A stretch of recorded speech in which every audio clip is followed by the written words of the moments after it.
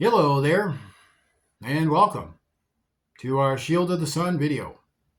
Now, in this video, what I'd like to do is talk about this other aspect. So, in this video, this is called Hollywood Fact Book 2. We're going to now talk about this other aspect about Hollywood, which is about, well, detrimental harm that does come to certain individuals who live in the limelight of celebrity and fame.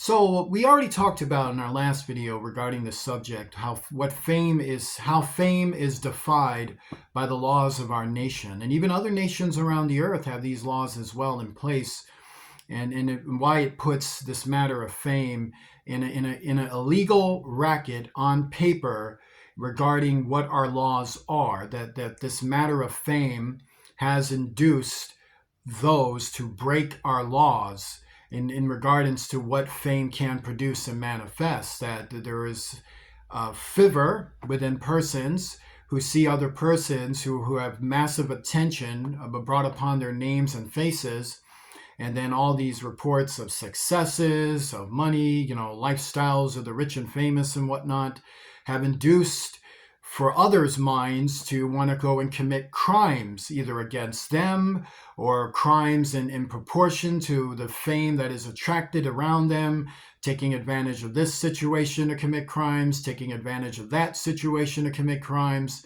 And thus, this is what puts fame as illegal. But also, it's a matter that cannot be contained or controlled. So it is a matter to which has to be worked with, it has to be detailed, and has to be analyzed within thought and practice in the proportion of how the engagement of the enforcement of the law is enacted on those that are famous. Many of them are just allowed to continue to be famous, being protected, advised in other ways.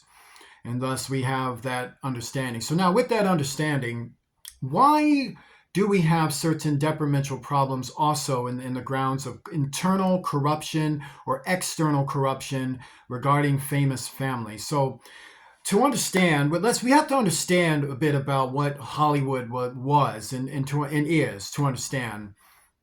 You had families that started up companies. So you had families that started up studios. There was a lot that were started up in the past. So this is going into the early 20th century. And then a lot of the familiar names today, like Warner Brothers, 20th Century Fox or Fox Films, Universal Films, Paramount Films, these companies, many other companies. So with these companies, what did you have? Well, you had families that were very related to each other. So the film industry at the time was being pushed and was being distributed by families that were into that business. So there were families into film making movies, building parlors, building theaters, buying real estate and property, and getting all of that done, getting rights for film equipment if they can get it. Many times the filming of movies was actually illegal in many ways due to the fact of complications of copyright. Like there was this thing of if you use certain equipment and if it had a copyright to it and things like that. Now, a lot of that is overblown, but to understand,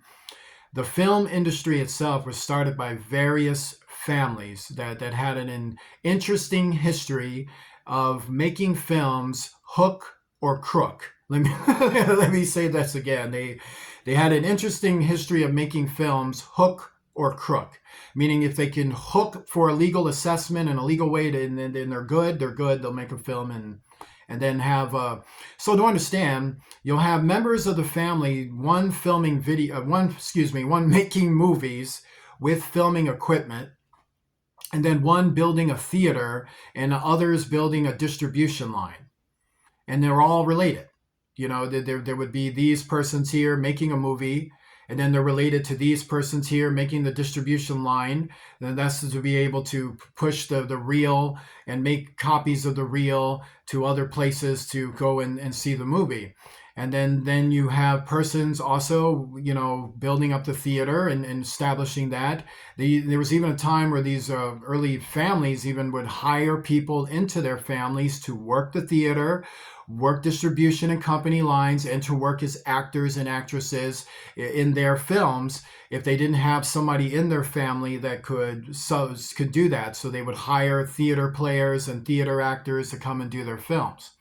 So now that you know that, when their film businesses started to rise up, when movies started to become a thing that became very popular in our nation, these films are making millions of dollars and was accumulating an attraction, a prestige, and was making people famous, seemingly in some cases overnight, just from posters, just from movies, from star billing was a major thing that brought about fame. Is that star billing is what actually established this matter of a person being famous. So when that took place, these persons were making lots and lots of money.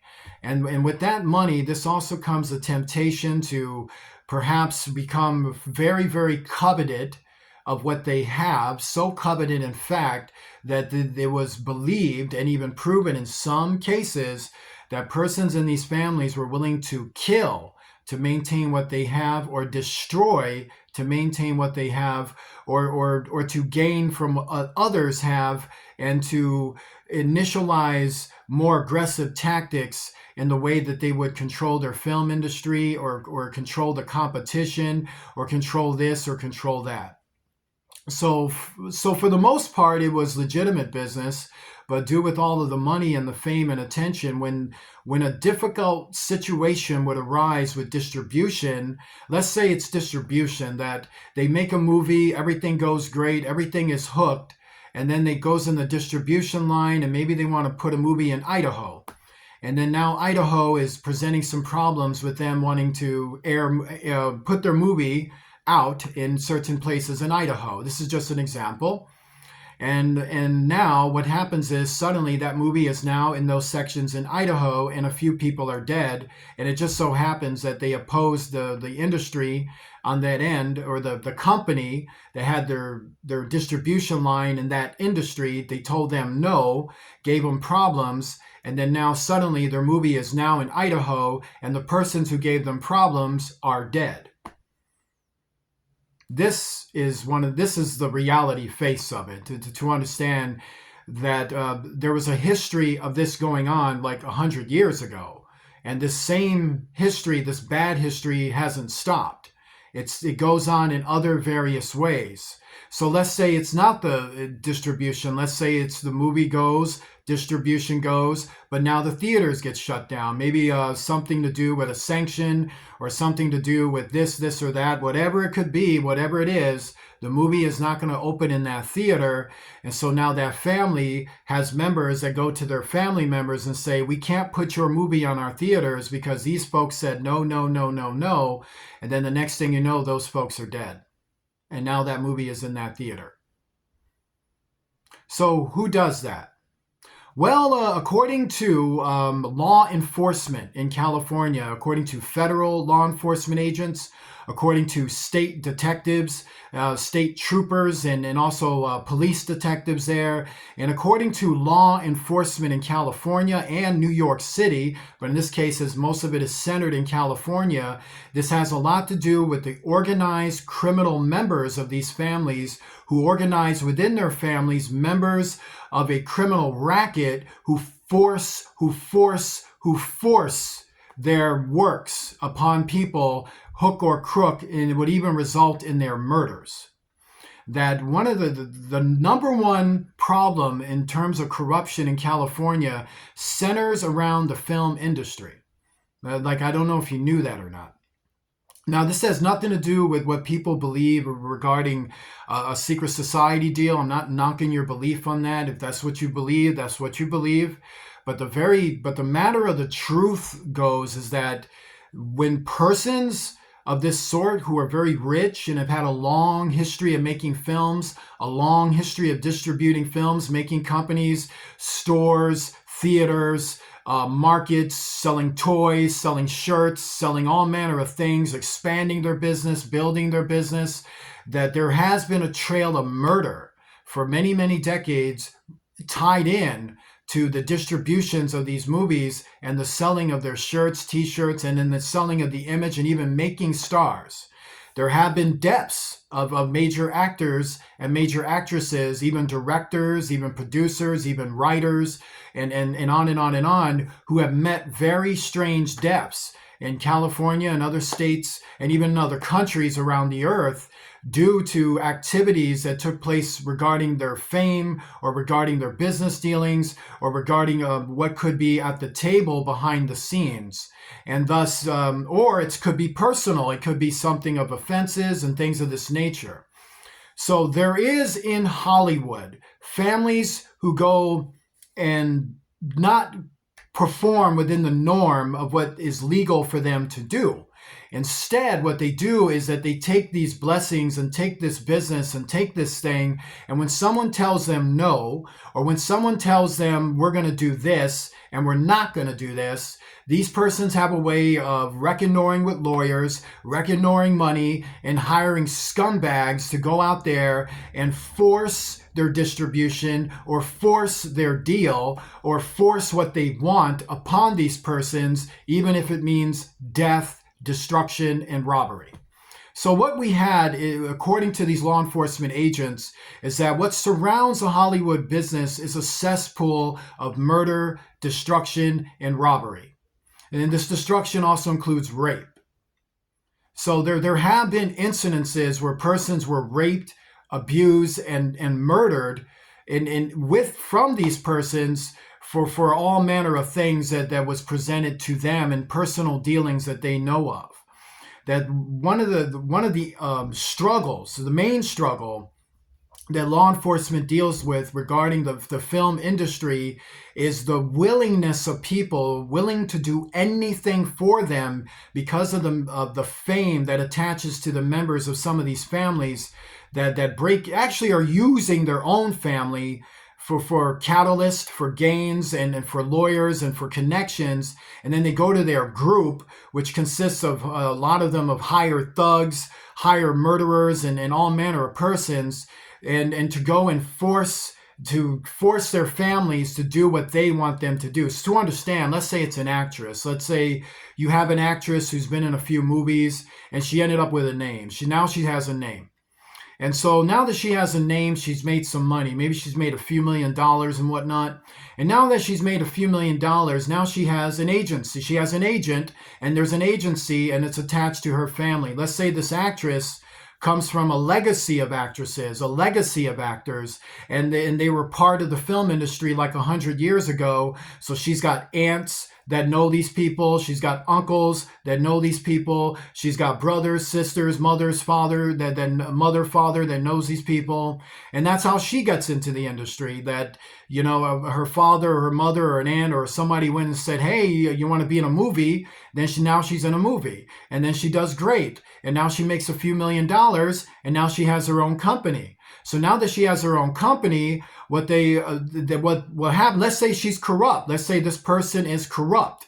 So what starts to happen is that when this person gets involved in a film project, they'll notice that a co-star might die, or a co-star gets raped, or a co-star gets beaten up, or a co-star is robbed, or their car gets stolen, their clothes get stolen, or they don't get their check for some reason, or if it's paid to cash, they don't get that for some reason, and they notice that corrupt things will happen on the set, or corrupt things will happen in the distribution of anything, whether if it's selling the movie or selling toys or selling whatever it is, or corrupt things happen in the theater line. Like for some reason, if you're supposed to have like your movie opening up in thousands of theaters, but it only opens up in 100 or 50 or none because you got screwed that way, and they don't know how that happened other than someone took some money for some reason.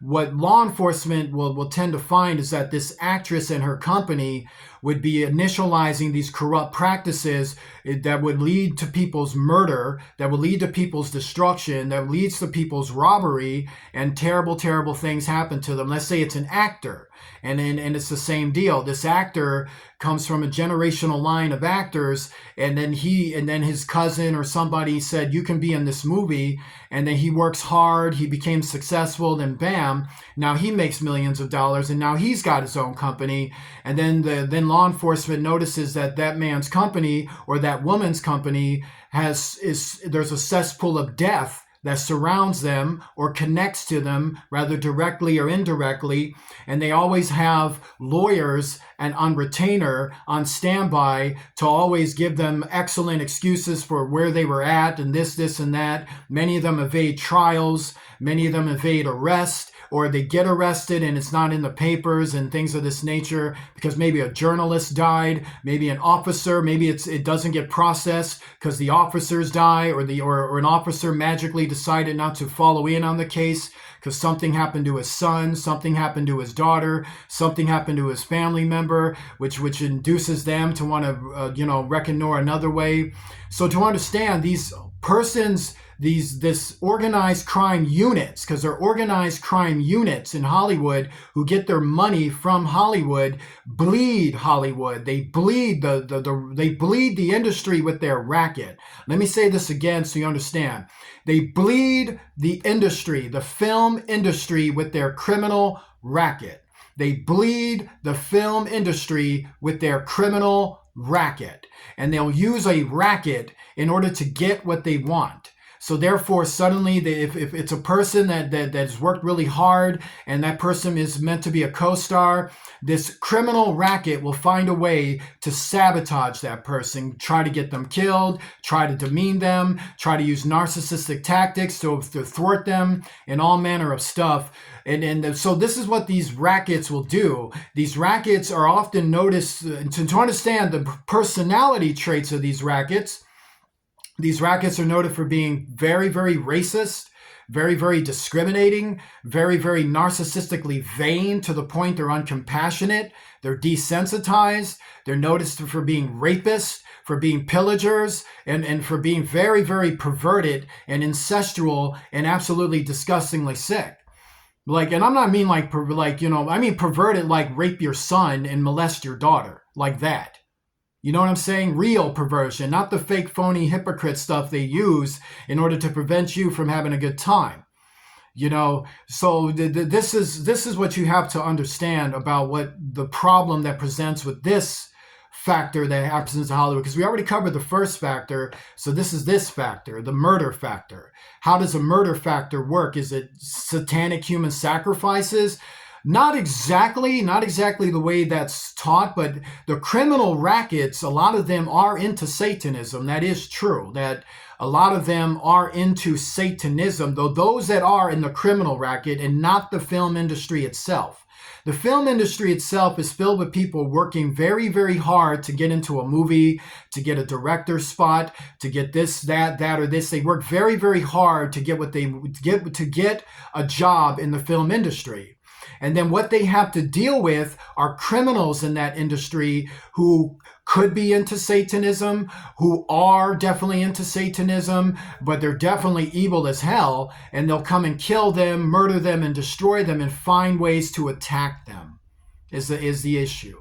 So this is the problem that is presented with that, and we do pray for those in the film industry that could be targets for terrible, terrible things. So with that being stated, I would like for you to join me in a prayer. Our Father, who art in heaven, hallowed be thy name. Thy kingdom come, thy will be done, on earth as it is in heaven. Give us this day our daily bread. Forgive us of our debts as we forgive those who are our debtors. Lead us not into temptation. Deliver us from evil, for thou art with us. For thine is the kingdom, power, and glory forever and ever. In the name of Jesus Christ, the King of heaven. Amen. Please remember to support this ministry. You can do so by donating with Cash App to $ Shield of the Sun, spelled in small case letters closed together. I want to say God bless you to each and every one of you, and I shall see you soon.